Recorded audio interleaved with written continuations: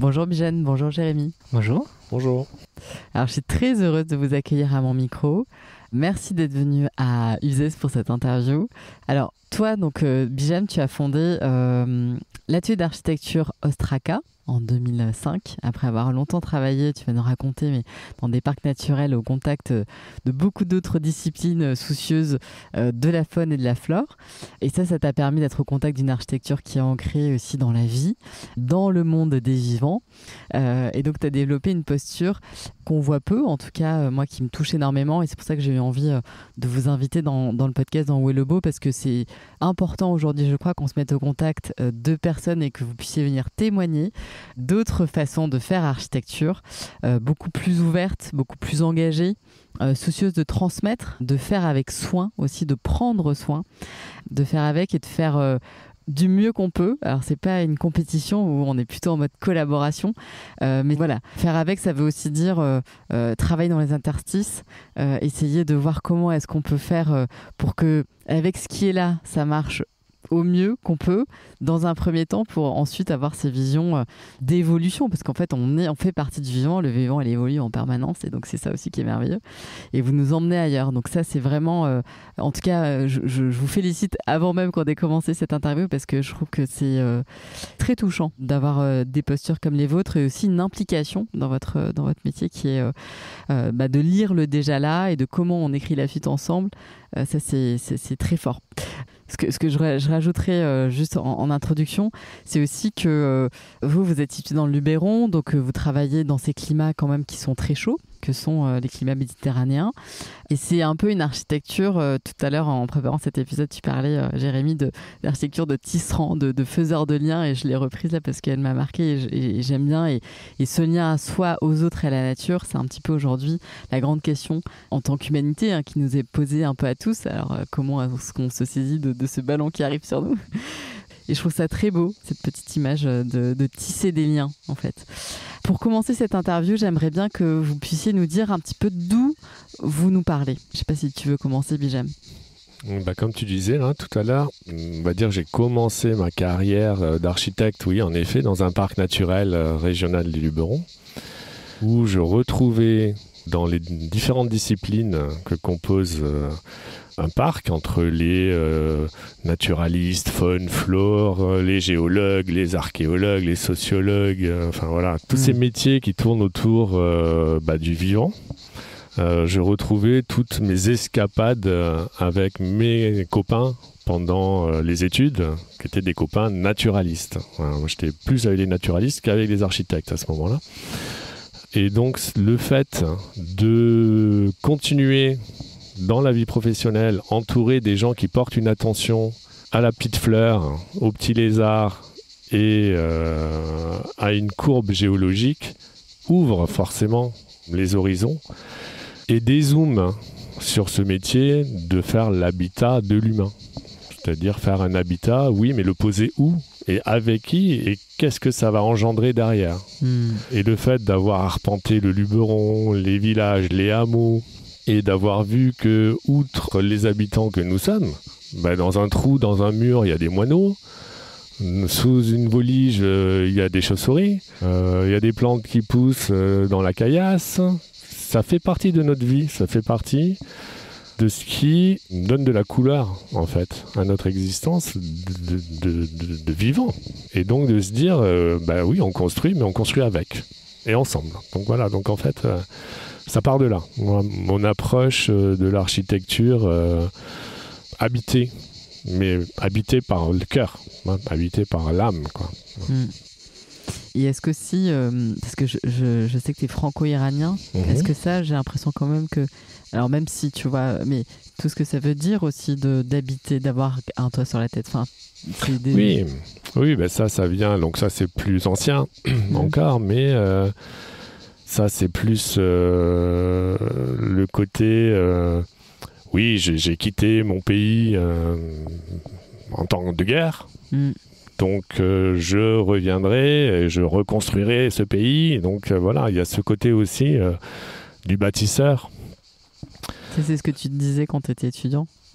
Après, tu sais, on chemine, on grandit, on avance. Et je me suis rendu compte quand même que habiter en Iran, ou habiter la planète, c'est pareil, en fait. C'est-à-dire qu'il faut contribuer de façon générale à préserver ce qu'elle est. Et donc, c'est vrai qu'au départ, je me disais, je reconstruirai l'Iran, qui est un pays en grande peine. Mais finalement, contribuer d'où qu'on est, pour la totalité du vivant, ça reste la même chose. Hein. Parce que on dit faire des petits gestes, finalement ça ne sert pas ou quoi. Moi je pense que si, parce qu'en fait cette attention et cette contribution qu'on met dans ce qu'on fait, ça nourrit l'ensemble, quoi. Ça nourrit l'ensemble et c'est cet invisible, ce supplément d'âme qui fait que ça nourrit notre besoin de sens, comme tu dis. Ça fait que les projets ont une autre saveur, et que les gens qui habitent sentent la différence aussi, parce que tu mets pas les mêmes intentions. Et aujourd'hui, on sait que la science commence à révéler aussi un peu tout ça, le pouvoir des intentions. Et donc, voilà, on saisit bien, et c'est assez beau, je trouve, de se dire finalement... déjà le faire là, c'est énorme en fait, et c'est déjà participer au tout. Toi, Jérémy, peut-être que tu peux nous raconter maintenant d'où tu nous parles. Avec plaisir, merci pour l'accueil. Eh bien moi, je viens des montagnes, un petit peu de Savoie, et j'ai grandi dans la nature un peu comme un enfant sauvage, et toujours avec cette sensibilité aussi au vivant. Et donc c'est à l'occasion de mon année en Erasmus pendant mes études où j'ai traversé l'Atlantique pour aller en Uruguay et voir plein d'autres manières de vivre aussi en Amérique du Sud, des constructions qui peuvent être plus proches de la nature et tout ça, où j'avais ce parallèle avec ce qu'on nous enseigne à l'école, et je me suis rendu compte que plein de choses étaient possibles, et c'est de là en fait où j'ai voulu explorer ça, parce que j'ai toujours été en quête aussi de poésie et de réinsuffler ça dans chaque chose, dans ma présence au monde, mais aussi dans tout ce que je faisais. Donc c'est quelque chose que j'essaie de développer aussi du coup à l'école, avec un master qui était très engagé sur ces questions-là. Et donc ça engendre des questionnements sur le vivre ensemble, sur des questions de soutenabilité, de convivialité aussi. C'est comment vivre avec. Donc voilà, ça a été vraiment un tremplin où beaucoup de choses ont été remises en question à ce moment-là. Mais ça, du coup, c'est aussi, je trouve, là, vous parlez d'atelier, pas d'agence, etc. Et j'ai l'impression que c'est ça aussi le lien, c'est l'échelle du faire et de la... C'est pas la petite échelle au sens petite chose, mais c'est aussi la profondeur, quoi. Oui, le coup de s'appeler atelier et pas agence, c'était déjà un pas de côté, quoi, par rapport à une posture de l'acte de bâtir. Et l'atelier, c'était l'effervescence. En fait, c'était se dire, on va ouvrir des champs qui existent déjà, on va explorer des champs. Voilà, on va explorer d'autres choses, on va systématiquement trouver une alternative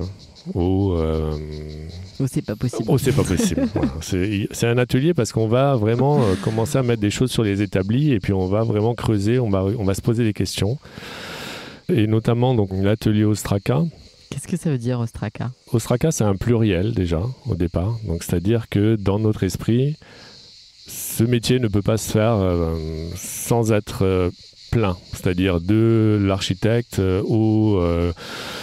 à l'artisan, les ingénieurs, et puis après le cercle s'agrandit, les habitants avec qui on va peut-être construire, les autoconstructeurs, et puis ceux qui sont déjà là et qui habitent là et qu'on va intégrer dans notre conception pour les garder, voilà, au mieux les garder, au pire les garder, et au mieux qu'ils se développent même. Voilà.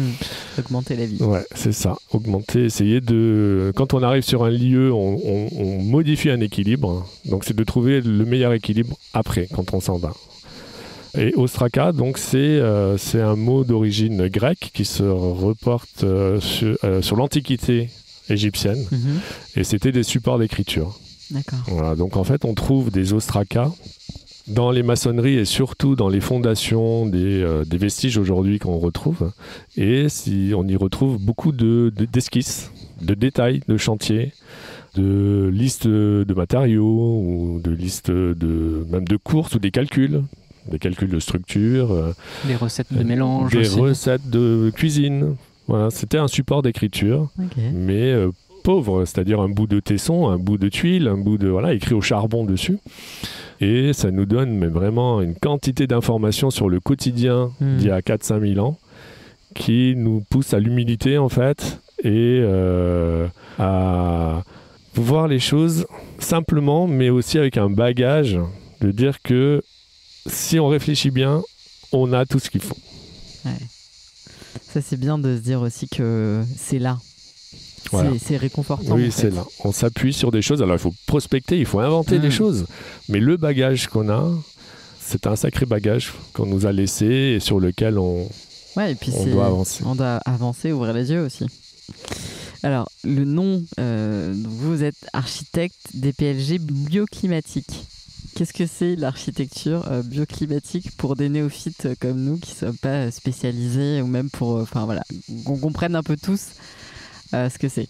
Alors le bioclimatisme, c'est un concept d'architecture bioclimatisme. C'est quelque chose, on va dire, qui a apparu dans les années 60-70 où il y a eu des premières intentions, peut-être plutôt aux États-Unis, où on commençait à mettre un nom comme ça sur l'architecture peut-être vernaculaire finalement, c'est-à-dire une architecture qui naît d'un lieu avec ce qu'il y a sur place, qui s'appuie sur les points forts du site et qui se protège des inconvénients du site.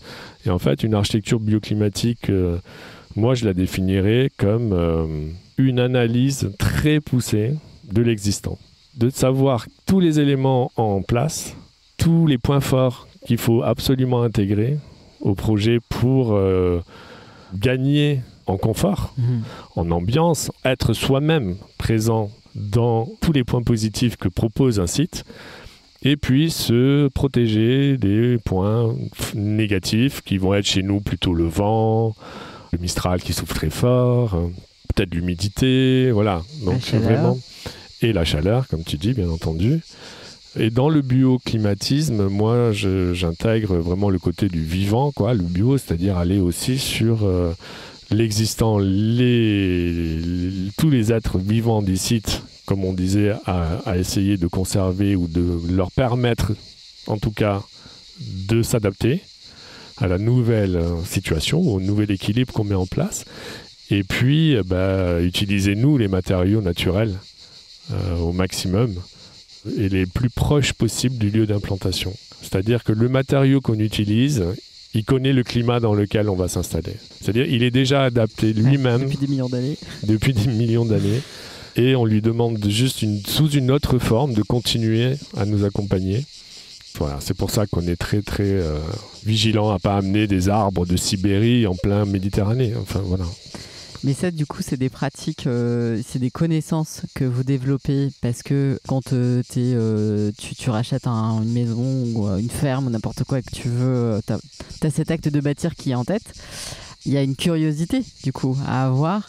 Donc ça veut dire faire la liste, donc comme tu disais, de tous les points forts du site, mais aussi se mettre en lien et se mettre en quête des personnalités qui font le territoire aujourd'hui, des matériaux, des savoir-faire, etc. Parce que c'est une curiosité qui peut pas être... Il n'y a pas une recette en fait, c'est à chaque fois, pour tous les projets, ça recommence, j'imagine, non ? C'est comme une attitude finalement, c'est pas une recette à appliquer, mais c'est une attitude d'écoute, un mot qui est cher aussi à l'atelier, que j'ai appris en rejoignant Bijan justement.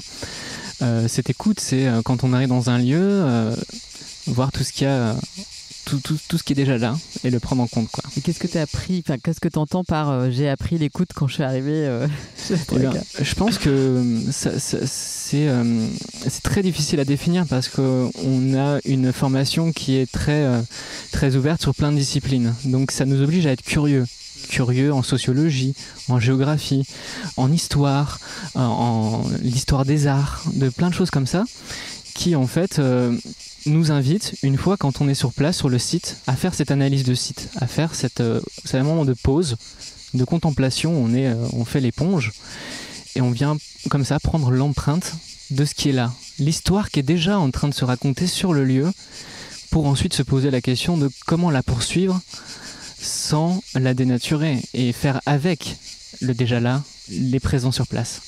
Et ça, c'est possible, cette posture, à la fois quand il s'agit de réhabilitation ou quand il s'agit de choses neuves ? C'est différent. Mais en fait, comme dit Jérémy, par rapport à la présence d'un bâtiment, là c'est pareil. C'est un peu la même posture que nous on met dans nos architectures aujourd'hui, d'y insuffler quelque chose, d'y laisser une part de nous-mêmes, d'y laisser une part de ceux avec qui on l'a conçu, de ceux qui vont l'habiter, mais qui n'y sont pas encore, mais qu'on connaît déjà. Voilà. Et en fait, quand on arrive dans un bâti existant, il y a déjà tout ça dedans.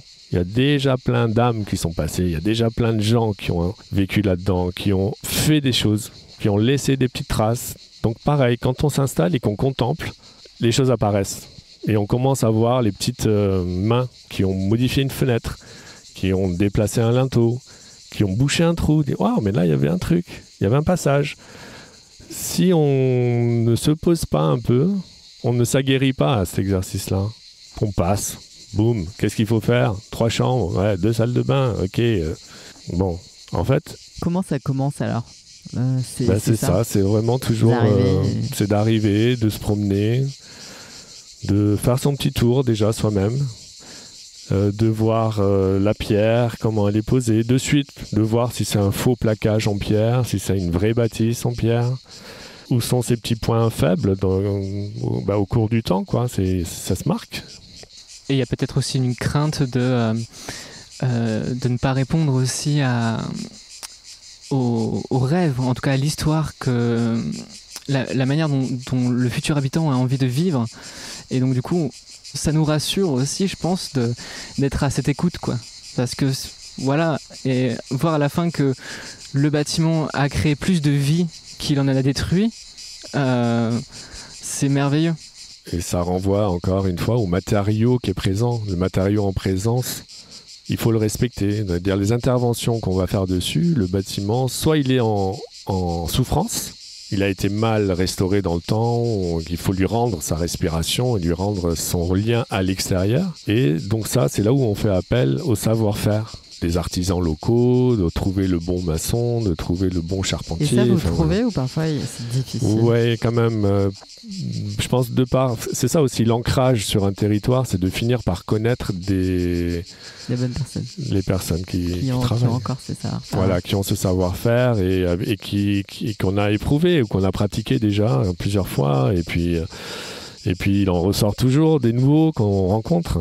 Ce qui est peut-être un peu différent quand on arrive sur un site, qu'on débarque d'ailleurs et que on a des problèmes de timing, on a des problèmes de déplacement, qu'il faut aller vite, sinon on va pas y arriver, on va pas rentrer dans nos sous et tout. Donc tout ça, ça reste un travail d'artisanat aussi, de malaxage du temps. Le temps doit se malaxer, c'est un massage. Ouais, et puis ça veut dire aussi que c'est des partis pris forts, c'est-à-dire que peut-être c'est dire non à des choses qui sont trop loin et où du coup tu peux pas travailler comme tu as envie de travailler, tu vois. Mais c'est vrai que cette posture des choix essentiels dans ce monde où on peut parfois il faut faire vivre une entreprise, il y a des moments où on se dit est-ce que c'est un luxe ou est-ce que finalement c'est une posture qu'on prend et qu'on ancre en soi, et puis après il y a un truc un peu magique qui fait que ça arrive.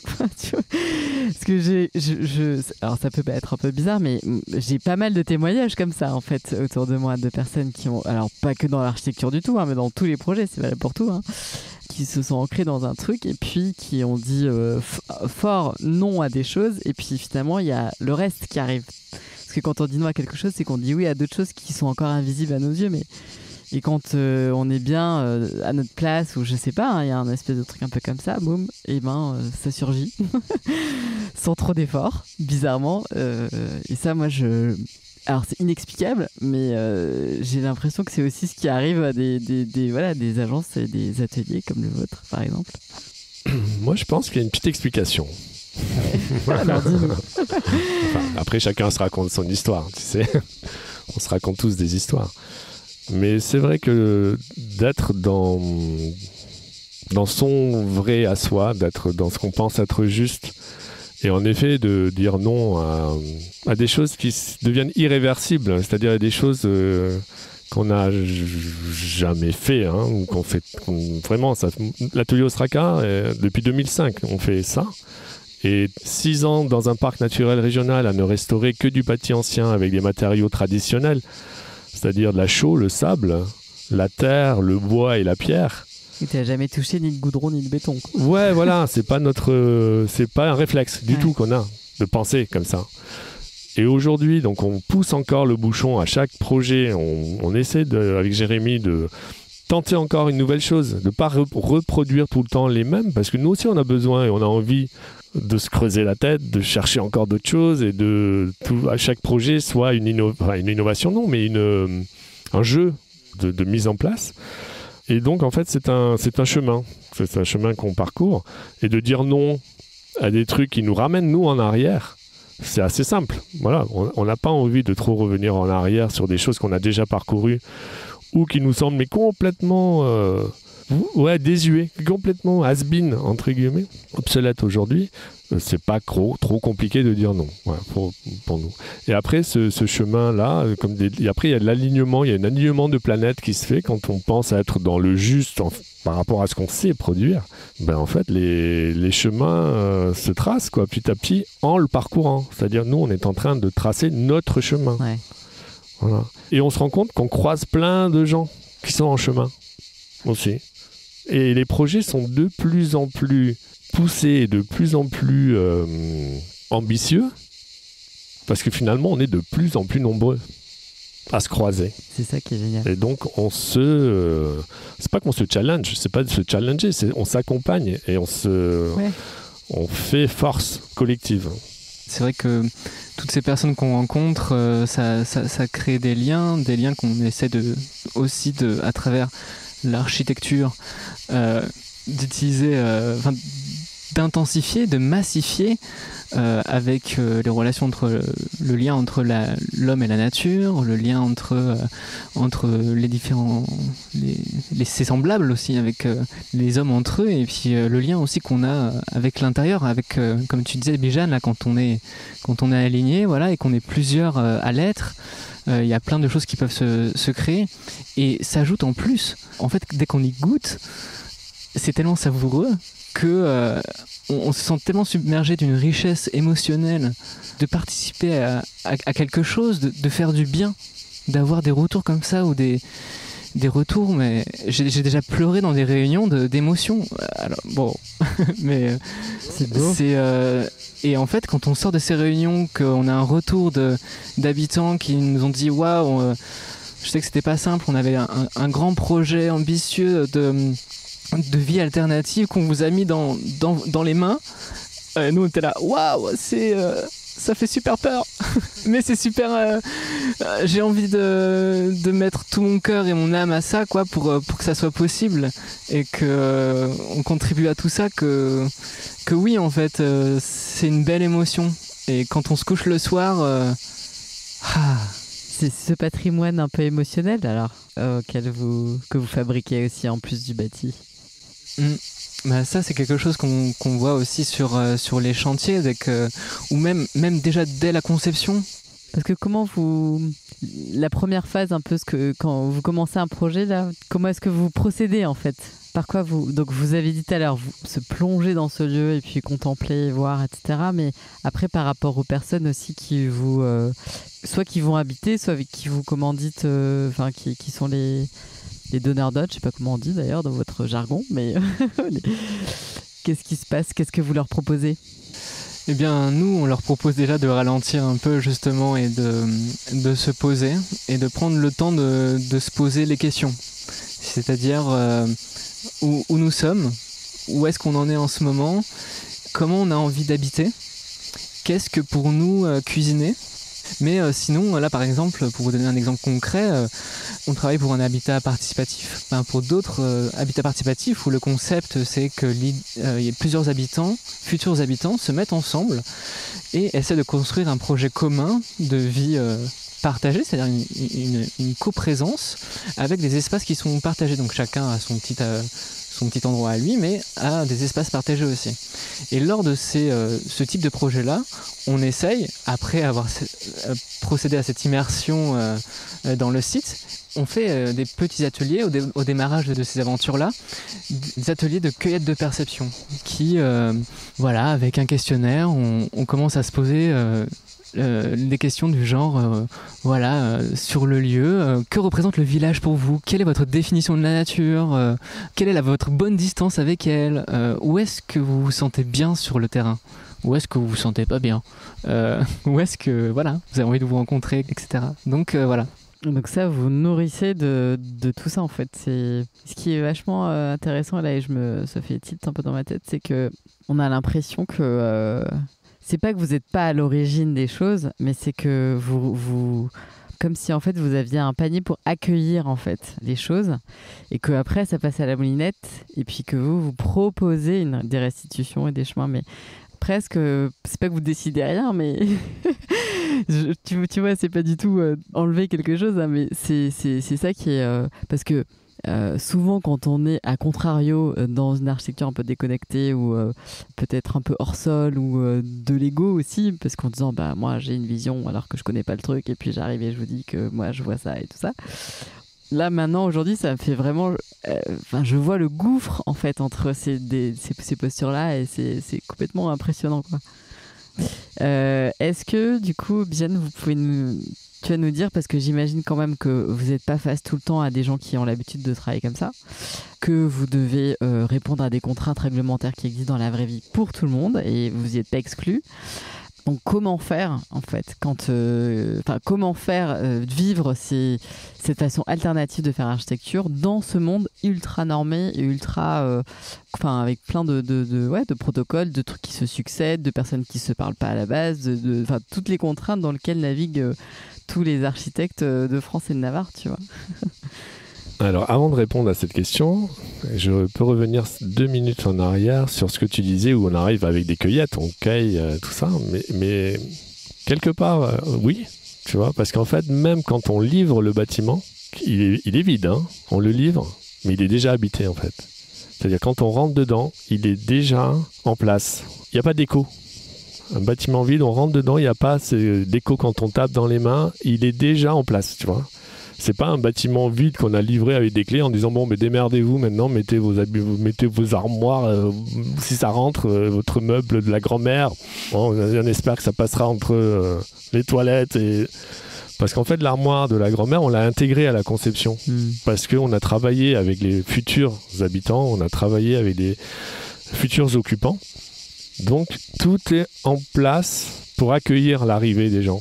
Alors, ce qui sert aussi à l'absence d'écho, c'est les matériaux qu'on utilise. Donc, je triche un peu. Mais voilà, pour sentir que le bâtiment peut aussi accueillir ses futurs habitants, les bras grands ouverts, en fait.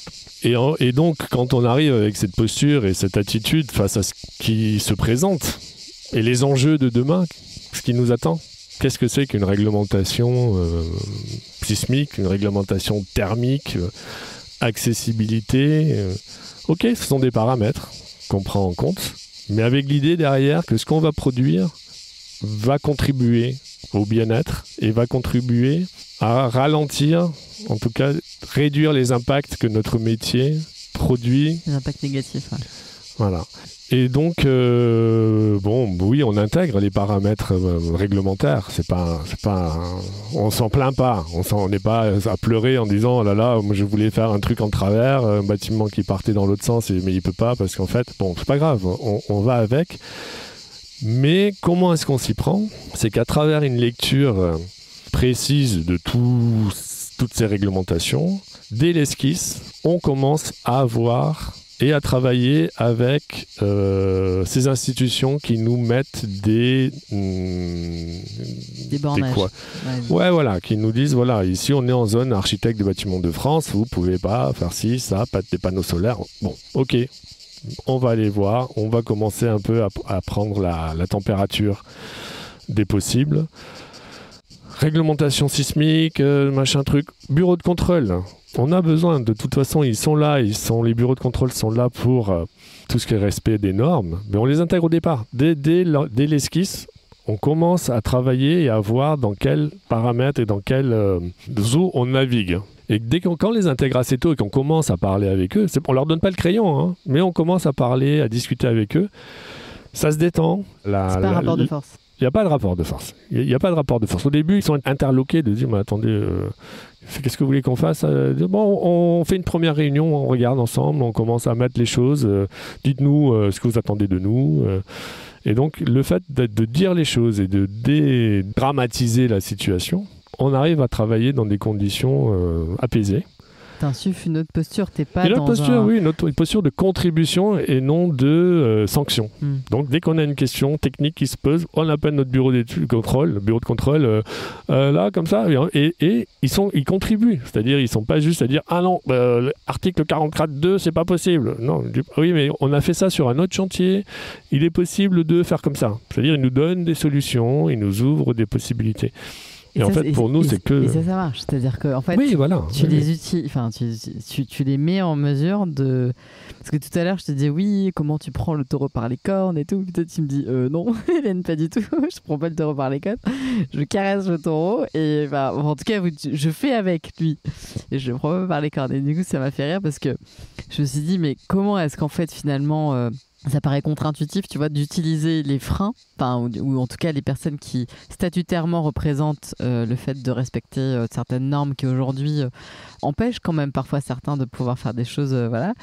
Et non pas en te disant on va se plier à la dernière avancée en date, mais quand même avec votre objectif de faire bouger la ligne. Parce que c'est ça en fait, et vous y arrivez. Donc... vous y arrivez en complicité avec eux parce qu'en fait, vous remettez à chaque fois, à chaque instant du projet, le pourquoi on est là, qu'est-ce qu'on fait. C'est ça, c'est peut-être le récit qu'on a trouvé sur le lieu, l'histoire qui était déjà là, qu'on essaie de tisser vers le futur et leur raconter tout ça, si on arrive à les toucher aussi. Et bien, ils peuvent se rallier aussi à tout ça et participer et contribuer pour nous aider, être force de proposition, comme tu disais, Béjane, quoi. Donc c'est vos alliés en fait là-dedans. Vous êtes tous alliés pour œuvrer en fait. C'est ça? Je pense que l'histoire qu'on raconte sur des projets, il y a un moment, je pense que certaines personnes sont touchées et ont envie de participer à cette histoire-là. Touchées personnellement aussi. Ouais, voilà, aussi. Peu importe leur étiquette. Ouais. Et il y a peut-être cette idée d'émotion justement parce que quand on se demande où est le beau, je pense peut-être que Béjane aussi tu partages ça, c'est que le beau est là où on est en fait. Et c'est marrant parce que en audio on voit pas comment c'est écrit, mais comme on est, ça pourrait être la naissance aussi. C'est le moment où on arrive dans le monde, où on est une question de présence, d'être là et nulle part ailleurs. Je suis là, je me sens bien, je me sens en contact avec ces objets qui me touchent. Et s'ils me touchent, c'est bien une preuve que j'existe. Et si j'existe, j'ai cette émotion. Et c'est peut-être pour ça que je nomme cette chose-là, ce phénomène comme du beau. Mais voilà, c'est ce lien qu'on a aussi avec tout ce qu'il y a autour de nous. Ouais. C'est ce qui nous fait nous sentir vivants aussi, de le ressentir. Parce que c'est vrai que cet émerveillement dont tu parles, peut-être que la vie à 1000 à l'heure dans laquelle on est aujourd'hui nous éloigne un peu de ce truc hyper simple qui est, je crois, vraiment en rien en lien avec l'argent, le pouvoir. C'est juste un niveau de... soit un niveau de conscience, soit un regard, en fait, une posture et comment est-ce qu'on regarde ce qui nous est montré à voir. Enfin, tu vois, là où on est, comme tu dis très bien, Jérémy. Donc, tu as anticipé un peu ma question éponyme de vous. Mais du coup, je te lance aussi, Béjane, là-dessus. Mais comment est-ce que... parce que dans le podcast, tu sais, à tous mes invités, je demande de partager un petit peu ce qu'ils ressentent sur ce mot, en fait. Le beau, qu'est-ce que ça évoque pour eux? Est-ce que tu peux nous partager je suis d'accord avec ce que dit Jérémy. C'est de l'émotion. Le beau, pour moi, c'est ce qui m'émeut. Quelque chose qui me touche à me tirer les larmes. Je pense qu'il parle aussi à l'enfant qui est en moi. Donc la naissance, tout ça. Mais c'est-à-dire au plus profond de ce qui reste d'authentique en moi. Et je dirais plutôt ça. Moi, j'amènerais ça sur le côté... ça doit se passer par là, en fait, le beau. Ouais, là, tu t'es en train Au niveau de la poitrine. Ouais. Et comme, je dis souvent, moi, je n'aimais pas de jugement. Je ne dis pas si je trouve quelque chose beau ou un bâtiment beau, je ne le dis pas. J'essaie de le comprendre. Et de décrire tes émotions. Et de décrire, voilà. Plutôt décrire ce que je ressens. Plutôt que de juger, de porter un jugement comme ça en disant « Ouais, il est beau, j'aime pas ». Ouais. Je pense que peut-être que nous-mêmes, créateurs d'objets ou de choses, on n'a pas envie qu'on juge notre œuvre ou notre bâtiment ou notre dessin ou notre croquis. Parce qu'en fait, on amène quelque chose, on se dépatouille, on essaie de faire un truc et puis l'autre, ouais, c'est pas beau, hein. Fais-le, toi, vas-y. On sait le travail qu'il y a derrière chaque création. Il y a une violence un peu dans ce jugement. Voilà, il y a ce jugement-là. Mais parce qu'on sait que quoi que ce soit de créer, tout le travail qu'il y a derrière et toutes ces personnes qui ont travaillé, réfléchi et mis en œuvre, monté sur des échafaudages, redescendu, mais tout ça c'est beaucoup de sueur, beaucoup de plaisir ou de tristesse, je sais pas, voilà. Donc je peux pas apporter un jugement comme ça.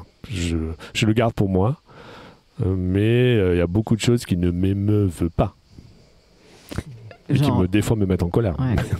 Mais c'est beaucoup ça. Tu vois, moi aussi je me pose cette question et parfois je me dis, il y a tu vois, tu peux passer parfois des journées où il n'y a rien qui t'a vraiment émerveillé et tout ça, et je trouve que ces journées sont un peu dures. Et plus aussi, alors c'est pas mais je trouve qu'en s'informant aujourd'hui, surtout sur les challenges qui nous traversent, sociétaux, environnementaux, moi, ce scope des émotions, en fait, il y a certains pans pour lesquels il se réduit, mais parfois drastiquement, et il y en a d'autres qui s'ouvrent énormément, et je les attendais pas là où ils s'ouvrent, tu vois, donc c'est aussi une découverte de qui on est. En ça, cette période qu'on vit en ce moment, elle est, je trouve, extraordinaire, au sens vraiment de c'est pas ordinaire, tu vois, de vivre ça, comme si en fait on se redécouvrait à chaque instant et que voilà, et donc on est même surpris de qui on est en fait, tu vois, parce qu'on pensait se connaître un peu et en fait non, pas du tout. Et donc ça, je trouve que ce truc est assez marrant parce qu'on n'est pas du tout là où en fait on pensait être de manière inconsciente et tout. Et comme tu dis, parfois c'est un peu triste parce que voilà, parce qu'en fait il y a des choses ces beautés formelles qui en fait n'ont pas de sens. Peut-être qu'avant, quand on était dans une forme un peu d'ignorance, on rentrait dedans, on était capturé par l'aura de ces trucs-là. Et maintenant, ces auras-là, elles nous touchent plus. Et puis de voir que encore beaucoup de personnes sont touchées, ça peut, comme tu dis, créer un peu de tristesse. Ouais. Tu voulais rajouter un truc? Peut-être que oui, tu disais très bien, c'est l'émotion est aussi ailleurs. Tu vois, moi je me suis trouvé une passion récemment, c'est d'écouter les gens et les amener vers le moment où ils me parlent de leur passion. Et en fait, quand ils commencent à parler de leur passion, les gens commencent à s'ouvrir et à être dans l'émotion. Et c'est merveilleux parce qu'en fait, on sent qu'à travers une activité, que ça soit de la pâtisserie ou de la danse ou j'en sais rien, eh bien, ils arrivent à se connecter au reste d'une manière tellement intense qu'en fait, ils en viennent à insuffler de la poésie dans leur manière d'en raconter, mais donc du coup, leur vie est teintée de cette poésie. Donc moi, j'invite à vraiment aller chercher cette poésie dans notre quotidien, ce qui nous fait vibrer, ce qui nous met en mouvement. Le mouvement, c'est la vie, quoi. C'est ce qui nous met en mouvement, et c'est mouvement et émotion, c'est des mots qui sont très très proches s'ils ne sont pas influencés l'un l'autre. Mais oui, c'est cette émotion-là, quoi. Il faut la mettre dans nos dessins aussi. Ouais, dans vos dessins. Et puis, c'est pas évident de savoir en fait ce qui nous met en émotion quand on est un peu coupé de nos émotions. Parce que ce premier travail, alors vous, ça vous paraît très, très naturel. Et tout à l'heure, je vous demandais, mais pour ce système de posture et de gouvernance là dans vos réunions, face aux contraintes, la manière dont vous allez travailler avec les gens, est-ce que vous êtes formé à la gouvernance partagée? Parce que moi-même, je me suis un peu formée à ça il y a 1 an et demi. Et franchement, j'ai besoin de cette formation parce que vraiment, pour moi, c'était tellement à des années-lumière de ce que j'avais pu vivre en entreprise, expérimenter, etc., que j'avais vraiment besoin de voir d'autres personnes me l'apprendre. Et en fait, vous m'avez dit, non, c'est comme ça, je sais pas. Bon, c'est merveilleux, mais il y a aussi des personnes, et c'est là aussi où je pense qu'il y a la douceur, vous parliez de douceur beaucoup, mais de douceur, d'écoute, pour que finalement on se remette dans ces postures un peu de lâcher prise et qu'on se reconnecte avec ce qu'on aime, ce qui nous provoque des émotions, pour que chacun, alors on est tous singuliers et heureusement, donc notre rapport au beau va être différent, on va pas tous être touchés par les mêmes choses, et cette tolérance de cette diversité de surgissement d'émotions, elle doit être tolérée aussi, et on doit non plus avoir ce standard, mais peut-être une multitude de choses très hétéroclites, quoi. Enfin, c'est deux mots qui veulent dire la même chose, mais en tout cas, voilà, c'est naviguer avec, tolérer les trucs différents, vraiment. Ça, enfin, comme je te disais, on l'a appris par l'écoute, hein, et par cette chance qu'on a de travailler sur de l'habitat participatif, où il y a de fait une organisation de prise de parole, de co-conception, d'écoute, donc, au début de chaque bienveillance. Au début de chaque réunion, c'est quoi? C'est que vous partagez un peu les émotions? Alors, au début de la réunion, on arrive tous, alors voilà, on est tous autour d'une table, dans un champ, sur un pique-nique, n'importe. Chacun dit 2-3 mots de son état émotionnel du moment. Juste, il pose comment il est, et on commente pas, et on commence pas à discuter autour de ça. C'est juste, on pose. Comme une météo intérieure, en fait. Okay. Une météo, oui, c'est ça, exactement. Et puis, donc les réunions... Même avec des gens que tu connais pas. Oui, que c'est tu ça, vois oui, pour la oui. première fois. Oui. Qu'on voit pour la première fois, mais qu'on sait qu'on va se voir souvent, puisqu'on va commencer un projet ensemble. Et puis, il y en a qui s'en vont, puis il y en a qui rentrent dans le projet. L'habitat participatif, c'est un long chemin où les habitants peuvent se renouveler plusieurs fois, même, des fois. Voilà. Et prendre ce moment, justement, de cette réunion-là, où chacun parle de sa météo intérieure, ça permet ensuite, pendant le déroulé de la réunion, de prendre en compte que quelqu'un soit un peu triste en ce moment, etc., et que c'est OK. C'est possible d'être parce qu'on n'est pas triste des robots, quoi.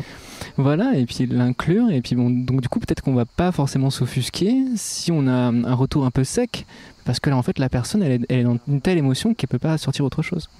Et voilà, c'est tout plein de petits trucs comme ça qu'on apprend beaucoup avec l'habitat participatif, justement parce qu'il y a ça qui est mis en place, mais peut-être que déjà de base on est convaincu qu'il y a du beau dans chaque personne. Il suffit de trouver les conditions et la situation pour que tout ça éclose. Ouais. Est-ce que vous pourriez peut-être nous parler là de ce projet qui vous a beaucoup... et comme ça, peut-être que ça peut illustrer tout ce que vous nous avez dit par rapport au cheminement des projets, même si c'est un peu rapide, mais tu vois que... Oui, peut-être. Concrètement, qu'on comprenne aussi. C'est une maison de repos dans une association qui accueille des gens en très grande difficulté de vie, soit passagers, soit vraiment depuis de nombreuses années. Et donc toujours, c'est cette posture-là d'arriver et d'être humble, quoi, de venir observer, parce qu'on se retrouve avec des personnes qui sont en souffrance ou qui ont passé des moments très difficiles dans un lieu exceptionnellement beau. Et c'est où, du coup C'est à Saint-Martin-de-Castillon. D'accord. Voilà, la bergerie de Berdine. C'est un hameau. D'accord. Où il se passe beaucoup de choses. Okay. Culturelles, artistiques. Génial. Sociales. Une fourmilière de vie et d'amour. Donc on a eu la chance d'arriver sur un projet où on a co-conçu, on a vraiment pris la température de comment ça marche, qui vient là, qui habite là. Et de se rendre compte que peut-être, en fait, il y a plein de gens ici qu'on ne regarde plus, qui sont arrivés ici, mais qui viennent des métros parisiens, marseillais, et que les gens passent par-dessus sans regarder, en fait. Des gens qui sont devenus transparents. Et l'accueil qu'ils ont là force à se dépasser, en fait. La façon dont ils sont accueillis par les personnes qui s'occupent bénévolement ou qui sont là, pousse à se dépasser, pousse à contribuer à ça. Voilà. Et donc, que ce soit nous, les architectes, ou les ingénieurs, ou les entreprises, ils savent pourquoi ils sont là. Enfin, ils ne sont pas là pour aligner des murs, quoi. Ils ne sont pas là pour tirer des tuyaux. Ils savent pour qui ils font, ils savent pourquoi ils font ça. Et ce qui est génial, c'est que même... Donc ça, c'était 2009-2012, ce projet. Alors, je suis amené à y retourner régulièrement. C'est un endroit où, comme tous les artisans et tous les accueillis, j'y ai laissé un bout de moi là-bas, en fait. Et donc, ça m'émeut, en fait. Et en fait, ce qui est vraiment génial, c'est que quand j'y retourne, j'ai un accueil toujours formidable.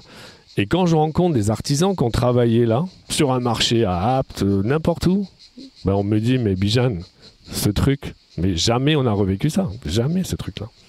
Wow. Et c'est de dire de... L'intensité. Ouais, c'est l'intensité et se dire pourquoi on est là, en fait. Pourquoi on construit un bâtiment. Quel est le... C'est un acte hyper fort de venir occuper un espace. Moi, ça me travaille. Ça va réparer aussi. Ouais, et voilà, ça reste à réparer ou à reconstruire. Et quand l'idée qu'on s'est fait de notre projet, c'est d'aider ces gens à se reconstruire, et donc de trouver une façon pour qu'ils puissent construire ce bâtiment avec les artisans et avec nous, et d'où l'idée de partir en bottes de paille, leurs bottes de paille qu'ils produisent eux en tant qu'agriculteurs, dès 2009, donc on était bien avant les règles de la construction en bottes de paille. Et se dire, oui, on va aider à ce que la philosophie de ce lieu se perdure pour que les gens se reconstruisent eux-mêmes en laissant une trace d'invisibles qu'ils étaient, mais qui quitteront ce monde, mais ils auront laissé quelque chose, a été ma compréhension du lieu. Et quand 10 ans, 15 ans après, la personne qui était là et qui a posé ses bottes de paille sans qu'il connaisse ma vision ou ma philosophie construite de cette histoire, raconte aux étudiants d'une école d'architecture qui s'est reconstruit en construisant ce bâtiment, on se dit, mais en fait, on était bien dans le même chemin. On était sur le bon chemin, quoi. On avait compris l'histoire du lieu, on avait compris le... Parce que vous auriez pu, en fait, faire un projet normal, en fait, là-bas. C'est vous qui avez dit à la propriétaire ou la personne qui était commanditaire de ce projet, en fait, on va faire avec vous. C'est ça, oui, c'est toi qui as tout à proposé fait. ça. Oui, comme c'était vraiment cette personne a cette capacité. Mais elle a l'air incroyable, cette personne. Incroyable. Tu peux la nommer, incroyable. Oui, Josiane Saint-Pierre, qui est une personne formidable et qui a cette capacité de voir en chacun son petit soleil rayonnant et qui puisse apporter quelque chose à la collectivité. Ou pas, c'est-à-dire vraiment cette personne est tellement usée qu'on va juste s'occuper d'elle. Voilà, on lui demande rien, on va juste être là pour elle. Et quand elle a dit « je suis trop fatiguée pour continuer l'œuvre de ce hameau », parce qu'elle se définit comme maçon. Elle dit « moi je suis maçon ». Et que construire 600 mètres carrés de bâtiments, on ne va pas y arriver. On a besoin d'architectes, d'entreprises, allez faites-le, c'est vous qui faites. Je dis « mais je crois que c'est pas ça ici, hein. Ça ne va pas marcher cette histoire-là. Qu'on vienne nous construire un bâtiment derrière des barrières, sans connexion, sans continuité de vie, sans continuité d'une chaîne que vous avez bâtie, ce bâtiment, il ne sera peut-être pas accepté, il ne sera pas à sa place. Donc, on a besoin de continuer, nous, en tant qu'architectes, l'histoire, votre histoire, en fait. Nous, on vient raconter votre histoire. On ne vient pas faire notre histoire avec un bâtiment qu'on va dessiner parce qu'on a la chance de gagner ce projet. Donc, l'histoire de la botte de paille, la mettre en œuvre avec eux... à ce moment-là, a été un grand bonheur. C'est beau ce que tu nous... Et du coup, on peut peut-être aussi se dire, bon, là, ce projet, il était aussi un peu extraordinaire dans à la fois ce pourquoi il est là, tu vois, il rend un vrai service, enfin, tu vois, il est d'intérêt général, de ce que tu veux, et ça, c'est merveilleux, mais on peut aussi se dire que on pourrait ne pas attendre d'avoir des parcours de vie, tu vois, brisés à ce point-là, et que tout un chacun, on a le droit, en fait, que c'est envisager quand on fait un bureau, un bâtiment, n'importe quoi, on ne sait pas qui sont ces gens qui vont, tu vois, et en fait, potentiellement, on a tous des moments de vie où on est un peu dans ces fragilités ou dans ces trucs, parce que la vie est comme ça, en fait. Et donc, avoir là, vous l'avez touché et vécu intensément dans cette polarité-là, mais peut-être que finalement, il faudrait insuffler ça dans un espèce d'équilibre. Enfin, c'est ce qu'on peut se souhaiter, hein, je sais pas, en se disant, même si c'est pas possible de l'expérimenter au degré où vous l'avez expérimenté, parce que ça nécessite quand même d'avoir des gens disponibles pour faire avec vous, tu vois, et ça c'est pas toujours, on a un boulot, parfois il y a des gens qui, voilà, mais ça c'est le chantier peut-être plus participatif. Mais comment faire pour qu'il y ait voilà, un lien, mais vous le faites, vous nous le disiez à l'occasion de ces recueils de perception, d'intention, tout ça. Mais voilà, c'est peut-être ce qu'on peut... Moi, je pense que c'est ce qu'on disait tout à l'heure, c'est que c'est là. Et si on y croit, le chemin, il est juste à faire, quoi. Il est juste à l'emprunter, ton chemin. Notre chemin, on y croit, donc on le prend. C'est-à-dire, on se met aucune barrière. Bah, c'est pour ça que je te dis, quand on me dit, ouais, la réglementation, je me dis, mais non, quelle réglementation? Mais c'est quoi ton chemin? C'est quoi le chemin que vous avez pris? Le chemin que vous voulez emprunter dans votre vie? Et donc, quand tu dis, bah si, on en a fait d'autres de projets comme ça. Et on a fait des marchés publics comme ça. Donc, on se retrouve, nous, comme je te disais, tu marches sur ton chemin et puis tu vois arriver comme ça sur la droite des élus avec leurs bottes de paille. Nous, on veut faire une mairie écologique en bottes de paille. On vient de se télescoper, c'est le moment alors. On vient de se rencontrer, on va le faire ensemble. Bon, il faut appel d'offres, tout ça. Bon, on a été retenu parce qu'il y avait ces gens-là en chemin à vouloir faire une mairie comme ça. Donc, on a fait une mairie en bottes de paille du paysan du village. Ils avaient une carrière d'argile dans le village, donc on a dit bon, on va faire les enduits de terre dans ce bâtiment. Et puis les cloisons, on va les faire en briques de terre compressées, avec une association d'insertion qui est venue avec sa machine. On a vu, hop, là, on a fait les briques avec les enfants, avec les habitants. Et qu'ensuite, on a dit, écoutez, chantier participatif, on va construire la mairie de votre village avec les habitants. Et donc, on a posé les bottes de paille avec les habitants, les enduits de terre avec les habitants, les briques avec les habitants. Et en fait, il y a une telle synergie qui peut se mettre en place. Marché public, contrôleur technique, tout ce que tu veux, SPS, toutes les règles, sismique, je sais pas, handicapé. Mais oui, on l'a fait, et c'est construit. Et c'est un tout petit bâtiment dans un tout petit village, mais il est énorme. C'est ce qu'il véhiculait de génération en génération en se disant, moi, ma maman, elle a construit ce truc.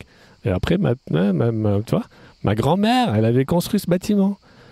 Et voilà. C'est formidable, ouais. C'est passé d'une mairie à une maison commune, quoi. Elle s'appelle la maison commune, mais c'est la mairie du village. Ouais, c'est incroyable. Et alors, la question qu'on peut se poser, tu vois, aujourd'hui, en se disant, est-ce que des pratiques comme les vôtres sont vouées à rester alternatives, c'est-à-dire dans le sens où c'est pas la norme aujourd'hui, tu vois, ou la majorité plutôt, ou est-ce que ce que vous voyez, vous, c'est juste parce qu'il y a encore personne trop qui a cherché, qui fonctionne vraiment comme ça, que ça n'existe pas, enfin, tu vois, et que ce serait tout à fait envisageable peut-être en inventant des choses, et du coup là peut-être aussi que c'est là où vous allez nous dire il y a tout à inventer, allez-y, c'est formidable, pour des choses à plus grande échelle, ou dans les villes, ou dans, enfin tu vois,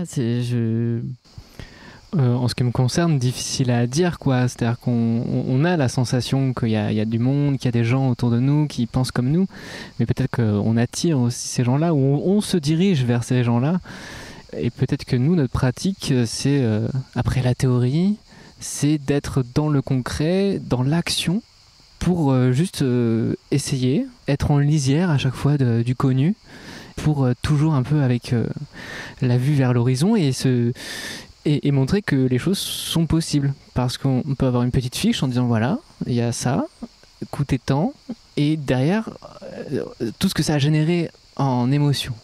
Donc voilà, peut-être c'est ça. Ouais. Et un partage d'expériences possibles. Ouais, c'est vrai que il y a 20 ans, on faisait les mêmes projets. Comment on a commencé comme ça. Donc il y a 20 ans, on passait complètement... on ne disait rien il y a 20 ans. On faisait, on se formait, on réalisait. On faisait des chantiers, on construisait. Pour pas venir faire des présentations sur des 3D virtuels où il s'est rien passé et ça n'a jamais été construit parce qu'on n'a pas pu.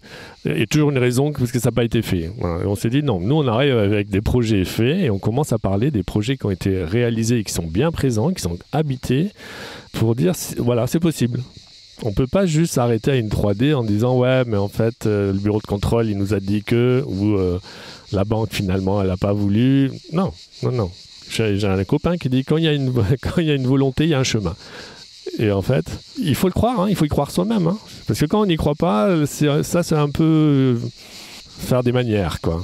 Voilà. Donc, quand on y croit, on y va et ça marche. Et ça, on n'a jamais encore pas fait un bâtiment qu'on avait commencé. Donc, c'est dingue. C'est possible. Ouais, c'est possible. Et c'est possible dans les aussi peut-être en poussant ce curseur du toujours moins d'impact, parce que c'est ça, enfin, même si c'est pas parfait, enfin, tu vois, j'imagine que vous faites pas des concessions, mais tu vois, il y a des choses où vous dites, bon, bah voilà, là, on va au max de ce qui est possible là, parce que on peut pas.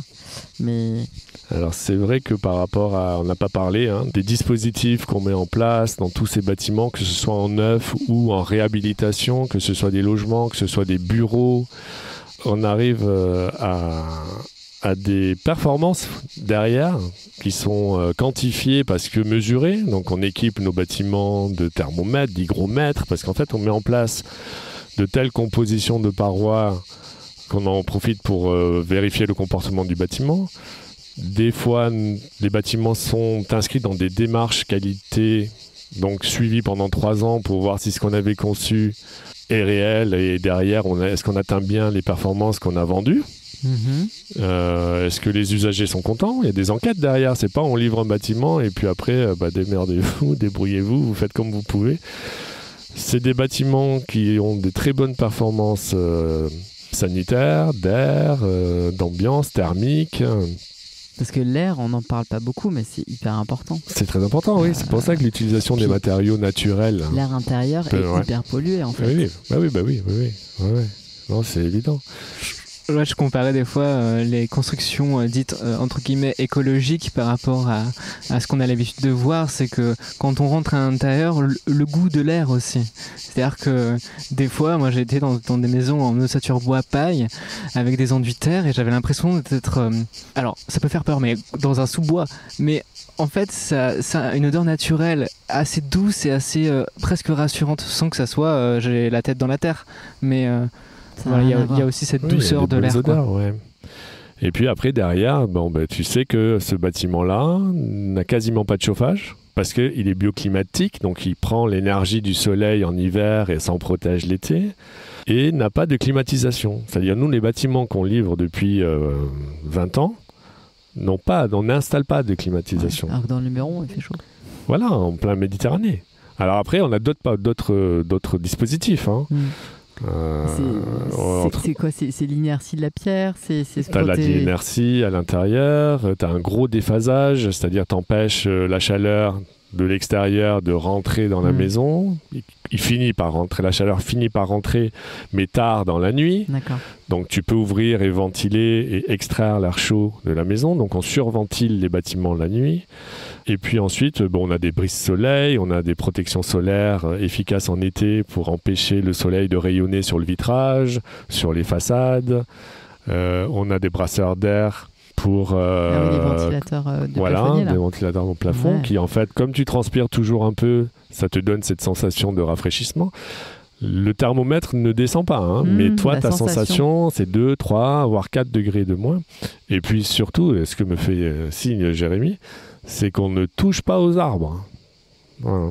Et là, juste pour parler chiffres, j'ai demandé à la mairie de Viens de me donner la température intérieure de leur bâtiment vendredi, là, parce que j'étais curieux, il faisait 34 degrés ces jours-ci. Il faisait 22,6 degrés à l'intérieur, sans climatisation, sans rien. 22,6. Ils avaient un peu froid. Bon, comment on va faire alors? Donc je leur dis, ouvrez les fenêtres quand vous avez froid. Faites rentrer la chaleur. Ouais, c'est fou. Bon, c'est trop bien d'avoir ce genre de problème. Je suis très contente que vous ayez pu aussi nous raconter tout ça, parce que tellement pour beaucoup, pas dans le champ des possibles, pas dans le champ de ce qui existe, et puis parfois aussi un peu contre-intuitif, parce qu'on se dit mais si c'était si simple, pourquoi on le fait pas tous? Alors c'est peut-être un peu la question qu'on peut se poser à la fin de cet épisode.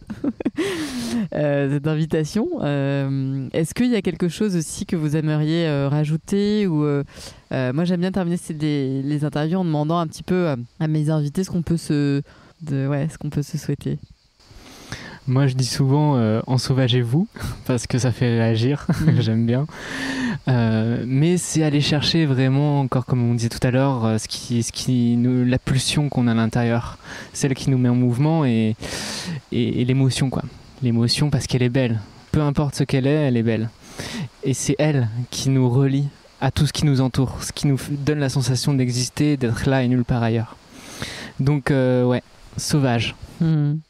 C'est le même sentiment que j'ai en fait, parce que pour aller vers le changement, il faut soi-même baigner dans la joie, dans le bien-être, dans le bonheur d'être en phase avec soi-même. Pour produire du bien-être, pour produire des ambiances, pour produire des volumes dans lesquels les gens seront bien, si au départ, la personne qui est en train de créer ça s'ennuie, mais l'ennui est communiqué. Alors que si elle est heureuse de dessiner ça, bah c'est la joie qui conduit en fait, et qui se transmet. Donc c'est ça, c'est vraiment soyez connectés à votre vibration, et c'est elle qui vous dira ce que vous ferez plus tard. Ne cherchez pas à être architecte, à être... Voilà. Écoutez, essayez de trouver cette voie de vibration, et elle vous fera peut-être aller... moi j'aurais adoré être ébéniste, faire des pizzas, enfin... Tout ce que vous ferez avec bonheur ne sera que la boule de neige qu'on cherche aujourd'hui pour rafraîchir la planète, mais surtout pour entraîner tout le monde. Merci beaucoup à vous deux. Merci à toi. Merci beaucoup.